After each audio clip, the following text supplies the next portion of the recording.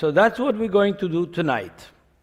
We're going to have 3 examples from the rabbinical texts of great teachers and great people who became disciples of Jesus, and it's recorded in the Talmud, in the rabbinical texts. The Talmud is a collection of rabbinical arguments. In America, you've got football and basketball as your national sports. In Israel and among the Jews, arguing is our national sport. And we're good at it. And so I am going to start with a text that ties together the New Testament and the rabbinical text and Josephus and other historical texts, in order to show you how important it is for us to look at the background of what was happening in the first century among the community of the Jewish disciples of Yeshua with the Pharisaic Jewish synagogue and communities. So here we have a text taken from the Talmud, from a tractate called Chagiga, page 16a. Now, the way that the rabbis deal with their enemies is very simple. They delete everything about them. So they don't exist. But sometimes they forget to delete something. And in this case, they forgot to delete a character named Menachem.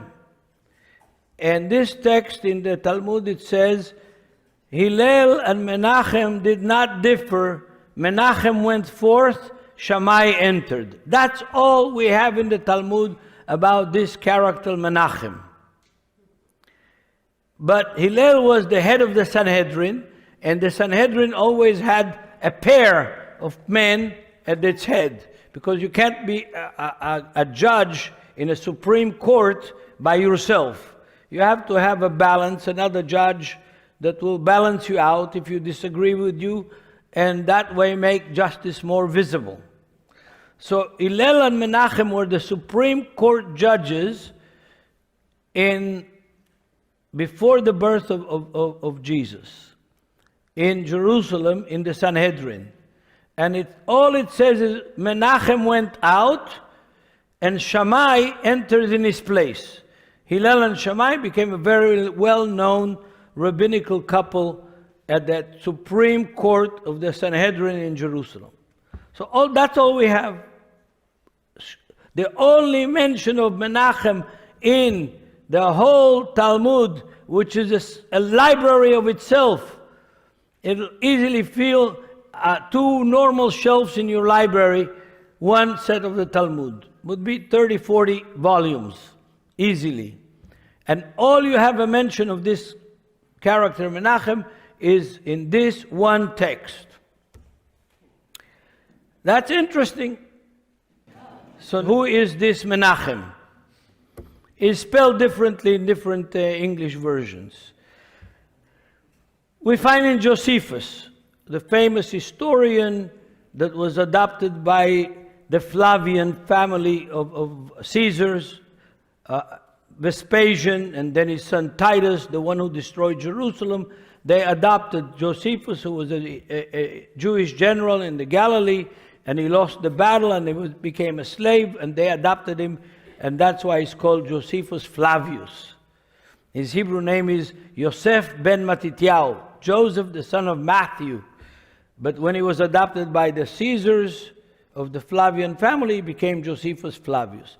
So in the Antiquities of the Jews, book 15, line 10, verse 5, it says this: Now there was one of these, it should say heretics, but Essenes, the Hebrew word is amin, heretic, whose name was Menachem, who had this testimony, that he had not only conducted his life after an excellent manner, but had the foreknowledge of future events given to him by God also.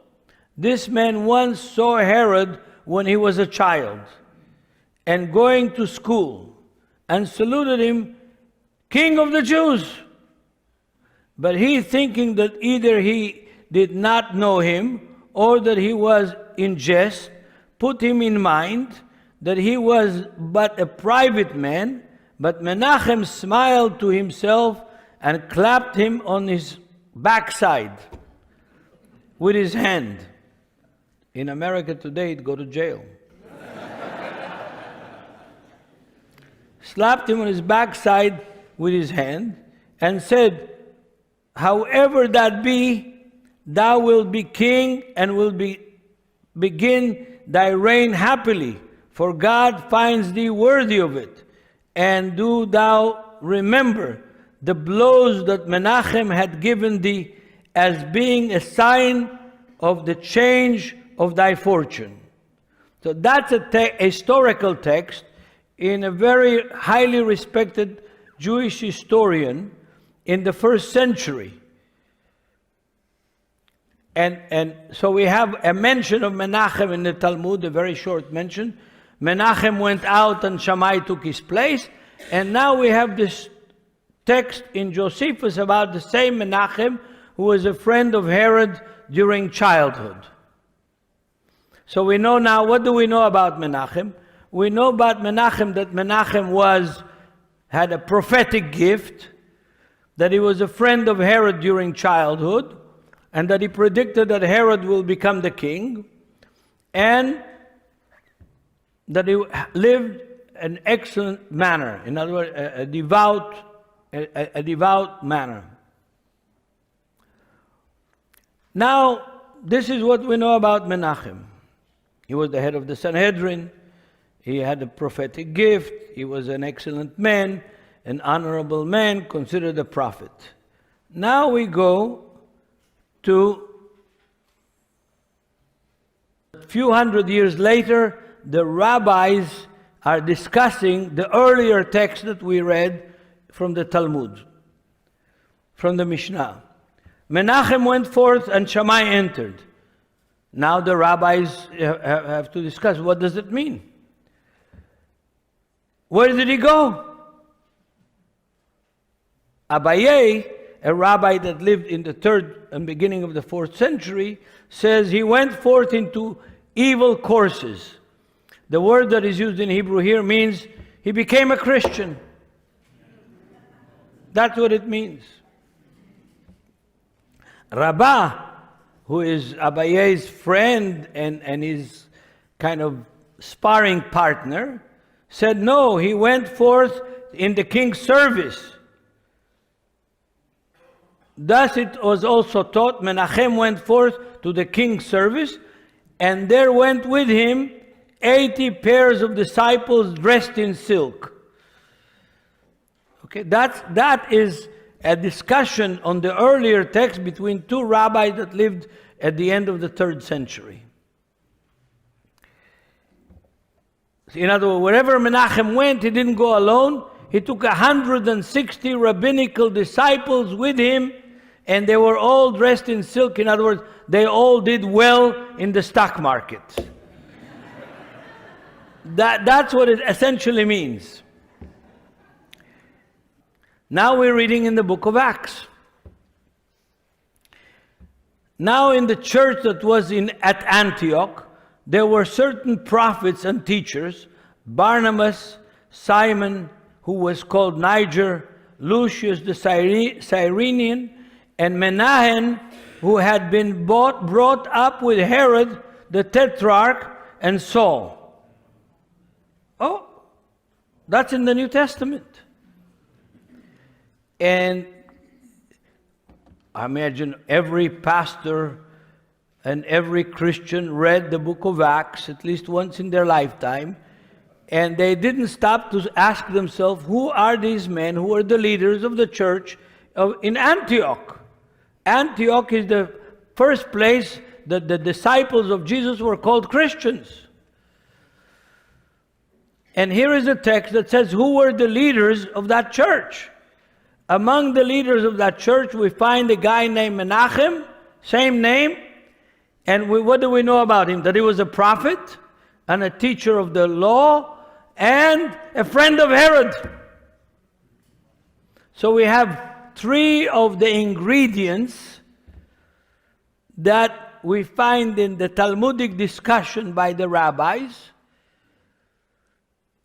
In the book of Acts, the name of the man is Menachem. He is a prophet. He is a great teacher of the Torah, of God's word, and he was a friend of Herod. No coincidence. Now, what does that mean? The popular idea of the Jewish people is that only idiots, ignorant Jews, uneducated Jews, secular Jews become disciples of Jesus. That's the common view of most of the Jews in the world, even until this very day. If you were a real educated Jew and you knew the law of Moses and the Torah, you would never become a Christian. You would never accept Jesus as the Messiah. That's the common view. But here we find out that a guy who was at the head of the Sanhedrin, the head of the Supreme Court, a guy by the name of Menachem, left the normative, regular, Pharisaic Jewish community and went out. And that the rabbis discussed, where did he go? One of the rabbis, Abaye, said he became a heretic. And another of the rabbis said, no, he went to the service of the king with 80 pairs of disciples dressed in silk. Is it the same man? I propose to you it's the same man. Why is it the same man? The name is the same. Friend of Herod during childhood, a prophet, and a great teacher of the Torah. There's nobody else that explains. And Rabbah, the great rabbi in the 3rd century, early 3rd century, says he went in the service of the king. Which king? He doesn't say. But since the other rabbis say he went into a evil culture, or became a Christian, in other words, the only king that you could imagine that he went to serve was the king of the Jews.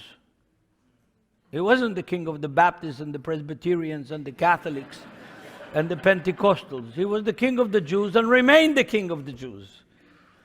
And this rabbi, Rabbah, was one of the great Talmudic rabbis, says he went in the service of the king. So what does this show us? First of all, it shows us that inside the Talmudic text that usually criticizes Christians and criticizes Jesus and talks about his birth and his death and his teaching, was so attractive to the judge of the Supreme Court of the Jewish people in the Sanhedrin that he left his high position and went out and took with him 160 disciples. 160 disciples, successful Jews, to follow him and become one of the leaders of the church in Antioch. I think that this is a tremendous encouragement, especially to Jews who believe in Jesus, like myself and like others that we have here in the crowd. Yeah. And this we learn from the texts that are supposed to be polemicizing against Jesus, against the disciples of Jesus. So this is a very interesting case, and it's the first case that I want to propose to you.